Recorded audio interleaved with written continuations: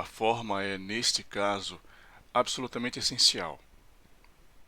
Tudo admitiria a dignidade de um cerimonial, assim como sua irrealidade, e poder-se-ia combinar o caráter fictício de uma peça romântica com o espírito e a beleza que nos tornam deliciosas semelhantes peças.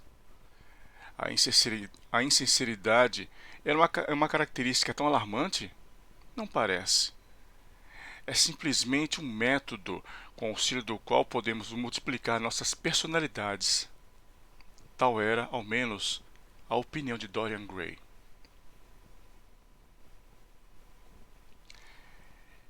Ele estranhava a psicologia superficial que consiste em conhecer o eu do homem como uma coisa simples, permanente, digna de confiança e guardando a sua essência. Para ele, o homem era um ser composto de miríades de vidas e miríades de sensações, uma complexa e multiforme criatura que carregava consigo inconcebíveis heranças de dúvidas e paixões e cuja própria carne alimentava a infecção de inauditas moléstias mortais. Dorian gostava de trocar pernas. Dorian gostava de trocar pernas pela fria e desativada galeria de pintura de sua casa campestre, contemplando os diversos retratos daqueles cujo sangue lhe corria nas veias. Aqui estava Philip Herbert, de quem Francis Osborne diz nas suas Memórias tá em inglês aqui. Memórias de um reino de uma rainha Elizabeth e King James, que foi acariciado na corte pela sua bela figura que não conservou muito tempo. Seria a vida seria a vida do jovem Herbert que ele, às vezes, reencetava? Que extraordinário germe envenenado se teria comunicado, de geração em geração até ele?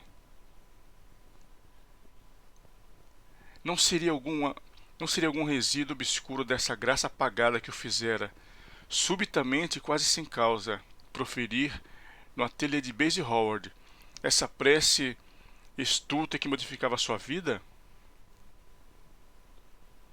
Adiante, um gibão vermelho deborado de ouro, envolto em um manto recamado de pedrarias, o colarinho e os punhos dourados. Erigia-se Anthony Sherard, com sua armadura negra e argentada aos pés.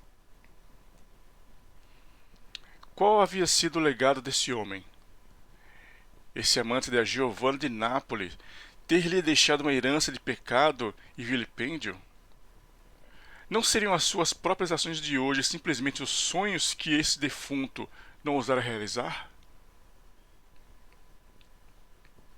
Em uma tela desabotada, sorria Lady Elizabeth Devereux, com sua coifa de gaze, um corpinho de pérolas nos laços e mangas com aberturas de cetim róseo.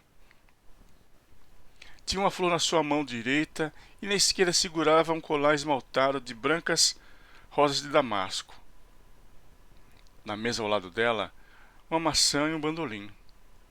De seus sapatinhos pontudos sobressaíam rosetas verdes.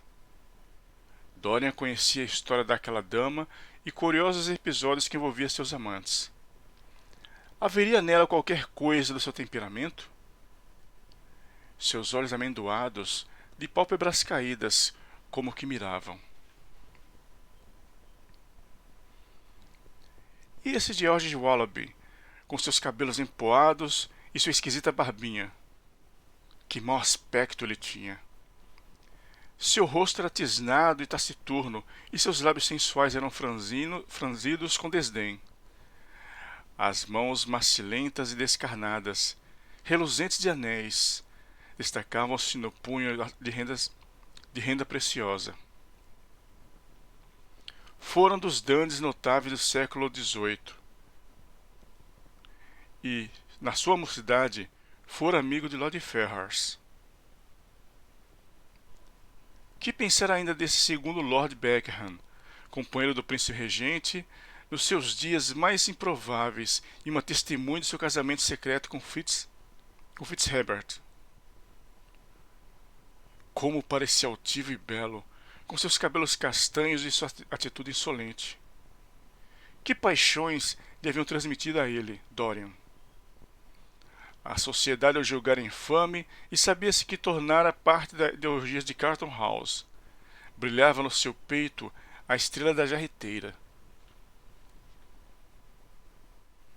Ao lado dele, via-se pendurada a figura de sua esposa, pálida mulher de lábios delgados, vestida de preto. Dora lembrava-se de que o sangue dessa também corria nele, como tudo isso lhe pareceu curioso. E sua mãe, que se assemelhava a Lady Hamilton, sua mãe, de lábios úmidos, de rubor de vinho. Ele sabia o que herdara dela. Ela lhe havia legado a beleza e a paixão pela beleza dos outros. Ela lhe sorria uma frouxa túnica de bacante. Coroavam-lhe os cabelos frescas folhas de parreira e uma espuma púrpura escorria da taça que ela segurava. A figura da carnação havia descorado, mas os olhos eram ainda prodigiosos pelo seu tom de profundeza e brilhante colorido. Dorian tinha a impressão de que tais olhos o acompanhavam no andar. Vemos antepassados em literatura, assim como na própria família, mais aproximados de nós como tipo e temperamento, do quais experimentamos com sentimento uma influência bem maior. Às vezes Dorian Gray imaginava que a história do mundo não diferia de sua vida, não como se ele houvesse vivido em ações ou fatos, mas como no seu conceito a havia criado, como ela se formara no seu cérebro e se apresentara às suas paixões.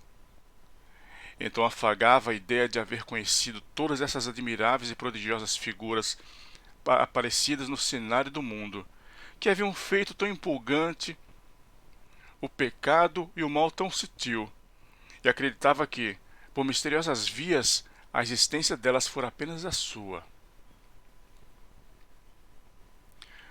O herói do extravagante romance, que tanto havia influenciado sobre seu espírito, também havia conhecido esses sonhos singulares.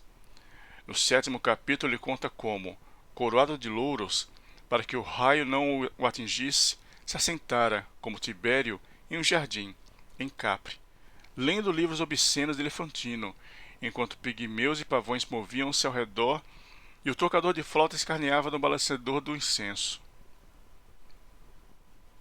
Como Calígula, ele havia se regalado nas estrebarias com os palafreneiros de camisolas verdes e ceado em uma manjedoura de marfim com um cavalo, que trazia a testa coberta de pedrarias.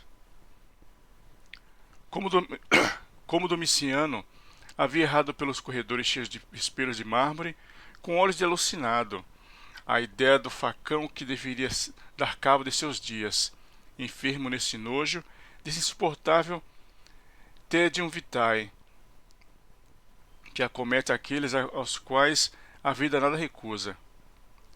Ele havia espiado, através de Clara Esmeralda, os sangrentos matadouros do circo e, em uma liteira de pérolas e púrpura, tirada por mulas ferradas de prata, vira-se conduzido pela via por Negranates até a Casa de Ouro, escutando, enquanto passava, ao me gritar: Nil César!